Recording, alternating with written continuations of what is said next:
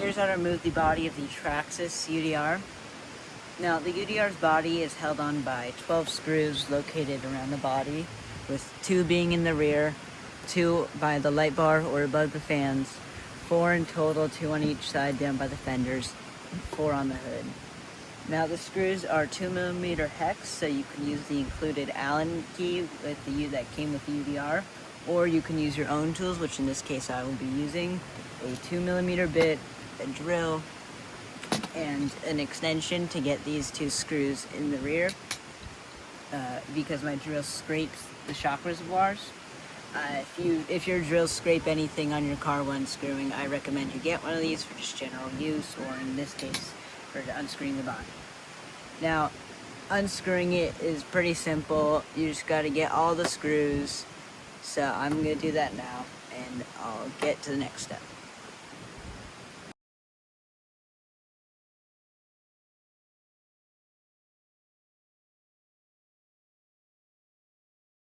Now that your body's loose and moves almost freely, except for being still held in by these bumpers and lights, you're going to want to reach under to the grill right next to the lights, or if you don't have the lights installed, then just kind of in this general area, and push towards you so that you can slide that section of the grill, there's a fake grill, over,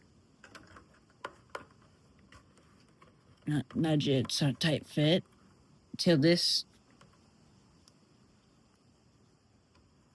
part is able to go over the top bumper, like that.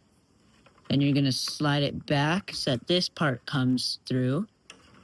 Then it's just till the bottom bumper goes through, and then you've got the body off. Now you can perform any maintenance you need to, any cleaning, anything.